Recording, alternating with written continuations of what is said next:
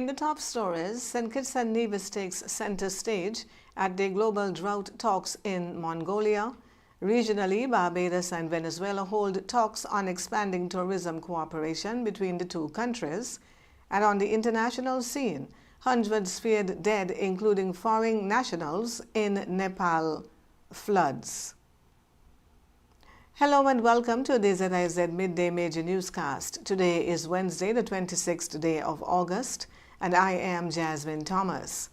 First on the local scene, Dr. Eric Brown has warned that the prolonged dry periods are impacting the livelihoods of people within the Caribbean.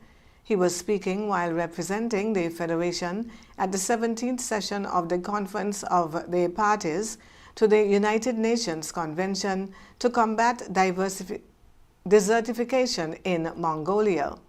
Held under the theme Restoring Land, Restoring Hope, the two-week event from the 17th to the 28th of August highlights the value of global cooperation in addressing land degradation, a challenge that affects all of our livelihoods. A key highlight on Day 4 was a side event led by the Partnership Initiative for Sustainable Land Management in collaboration with Global ZIZ and the Blue-Green Islands. Titled Building Drought Resilience in Small Island Developing States, it shared practical solutions that can directly benefit our community's resilience to drought. Brown, who presented at this event, explained that the conditions are placing pressure on schools, households, farmers, and freshwater resources. While drought conditions are reducing available water, some countries have been developing rationing measures that affect daily life at home and in schools. The UNCCD focal point also highlighted the increased risk of saltwater intrusion into freshwater lenses, a serious concern for small island states that rely heavily on limited groundwater and rainfall-fed systems. For a small island nation like St. Christopher and Nevis, these discussions are not just theoretical, they are vital to our survival. More than 1,500 members of the St. Kitts and Nevis diaspora came together in Birmingham, England on Sunday for the 5th annual St. Kitts and Nevis Heritage Day. The event, hosted at Birmingham's Moseley Rugby Club, celebrated the Federation's culture and heritage through music, food, and entertainment. Organizers say the annual gathering has grown over the past 5 years, attracting people from cities across the United Kingdom. The event also gave younger members of the diaspora an opportunity to learn more about their roots and the connection to St. Christopher and Nevis. The Heritage Day was organized by the Association of St. Christopher and Nevis Descendants, known as ASCAND. And the 14th edition of the Republic Bank Caribbean Premier League makes its way to Warner Park on Thursday, when the St. Kitts and Nevis Patriots will come up against the Jamaica Kingsmen in the first of 4 matches at the venue. Head of Public Relations and Communications for CPL, Peter Miller, says the league is always looking forward to matches in the Federation. I mean, it was great to be in St. Vincent. It was really... began in St. Vincent and the Grenadines, and Miller says the goal is to continue to expand the reach of the CPL, even in countries that do not currently have franchise. I mean, it was great to be in St. Vincent. There was real excitement and real buzz to be around there. Obviously, neutral games, which makes it slightly different. You know, what we noticed was the person who got the most cheers was Obed McCoy as someone from St. Vincent. So, you know, it would be great. I know that I was on another radio show talking about CPL, and the sports minister, Kashaka Cupid in St. Vincent, was talking about how he really wanted to have a team in St. Vincent. So we'll see whether or not that pans out, but it would be great to go back and visit. I mean, anyone who's been there will know that views-wise, is about as beautiful as anywhere you can see in the world. The ground is in really great nick. The pitch is great. There's a real love for cricket there, so that would be fantastic. And operationally, it helps us to have neutral games at the beginning where we can fire some games out, because we don't have a lot of time to move around the Caribbean. We're 39 men's CPL games this year.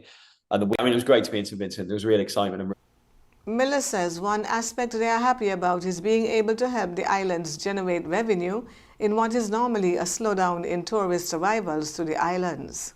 what we've seen is that people are traveling for CPL. You know, we've had this conversation before, haven't we, Ken? Yeah. The people coming from Trinidad to come and watch matches in St Kitts. They're going from St Kitts to go and watch matches in Antigua, etc., etc. So that has a difference, and we know that, you know, you can put a factor of hundreds of dollars to every day someone is in a country visiting, right? Because while they're there, they're staying in a hotel, they're paying a taxi driver, they're going out and eating out. All of these things make a difference. More people coming into the countries in countries that depend on tourism is massive. So, and that's before you factor in the fact that a CPL cohort is 200 plus arrivals into the country for 10 to 12 days. What we've seen is that people... This year, the CPL is partnering with local health organizations to do health clinics at the different games, and the persons are being encouraged to take advantage of this new feature of the league. So we're going to be doing health testing at every game. We've been speaking with the health authorities there in St Kitts and Nevis about doing that. So there's a number of tests based on local availability, etc. But things like blood tests, blood pressure, BMI, potential PSA testing to screen for prostate cancer. And that's a massive part of what we're trying to talk about this year.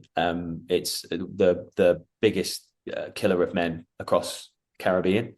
And something that is just a super easy test for you to do. It's literally a pinprick blood test to find out whether or not you need further investigation. Following the completion of their league last year, there were concerns that the Patriots franchise would be departing St. Christopher and Nevis. Miller says St. Kitts and Nevis has always been a big part of the CPL and hopes that it continues that way into the future. We've always loved coming to St Kitts and Nevis, and have very much enjoyed having the Patriots franchise there. Nothing is permanent in this world, right? From a personal point of view, I hope that we carry on coming back to St Kitts and Nevis. But again, I think certainly we're here for this year, and we're very much looking forward to that. The St Kitts has been a big part of what's made CPL special over the years. You know, we've had a number of CPL finals take place in St Kitts and Nevis. Warner Park's been a fantastic host, and I know everybody involved in the tournament loves coming and visiting. So I hope that, from a personal point of view, I hope that carries on and continues for years to come. We've always loved coming to St Kitts and Nevis, and have very much enjoyed having the... And for those of you who may not be able to make it to Warner Park, you can catch the games live on ZIZ Radio 96.1 FM. On the regional scene, Barbados and Venezuela are moving to strengthen tourism and transportation links with plans for a new bilateral tourism agreement, multi-destination travel packages, and a direct maritime cargo route between the two countries. The initiatives were announced in a joint declaration following talks between Barbados Prime Minister Mia Mottley and Venezuelan President Delcy Rodriguez during Mottley's visit to Venezuela on Monday. The two governments said a bilateral tourism agreement is expected to be signed in the coming weeks as they seek to increase visitor traffic between the countries and strengthen cooperation among tourism operators. And Jamaica's parliamentary opposition is seeking a full briefing from the government on the newly signed Status of Forces Agreement between Jamaica and the United States, citing national security considerations and the need for clarity on safeguards protecting the country's interests. Opposition spokesperson on national security Fitz Jackson has written to National Security and Peace Minister Dr. Horace Chang requesting details of the agreement at the earliest opportunity. The opposition said it wants to ascertain the key provisions of the agreement, the safeguards established to protect Jamaica's national interests and security, and other matters arising from its implementation. Jackson acknowledged the sensitive nature of national security matters and said the opposition would observe the customary parliamentary confidentiality applicable to such issues. However, he said that given the execution of the agreement, it is important for the parliamentary opposition to be properly briefed on its provisions and the measures in place to safeguard Jamaica's interests. And on the international scene, a huge flash flood has swept through villages in Nepal. Police say at least 17 people have been killed, but there are fears the toll will rise. Nepal's Tourism Board says at least 400 travelers, including foreign nationals, are missing. Tibet has also been impacted, with Chinese state media warning of major casualties. A mudslide also hit China's Zhejiang port, where Chinese leader Xi Jinping urged all-out search efforts. Nepal's foreign minister said an earthquake triggered a large landslide, which in turn blocked a river, sending a torrent of water downstream. Helicopters are searching the area, but waters in some parts are too high for them to land, Nepali authorities say. And at least 14 newborn babies died Wednesday morning in one of Pakistan's deadliest hospital fires in recent decades. The fire broke out inside the maternity ward at the government-run Pakistan Institute for Medical Sciences. The largest hospital in Pakistan's capital, Islamabad, around 7 o'clock in the morning local time. The blaze appears to have been triggered by an air conditioning compressor explosion inside the nursery where the newborn babies were being cared for, rescue sources told CNN. Hospital workers were able to rescue one child, the sources said. Pakistan Prime Minister Shehbaz Sharif said he is deeply saddened by this tragic incident and ordered an immediate investigation into the fire, according to a statement from his office. He promised strict action against anyone found responsible. Here is a look at the local weather forecast, valid until tomorrow morning.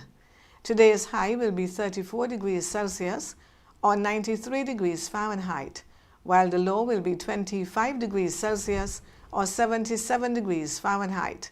Conditions today will be partly cloudy with a 20% or slight chance of a brief passing shower. Tonight will be fair to partly cloudy with a 40% chance of a brief overnight shower. Winds will come from the east at 17 to 28 kilometers per hour or 7 to 17 miles per hour with lighter spells at times. Sunset today will be at around 6:30 and sunrise tomorrow morning will be at approximately 6 o'clock. That brings us to the end of the Midday Major Newscast. Join us this evening for these stories and more. Thank you for tuning in. I am Jasmine Thomas. God bless you.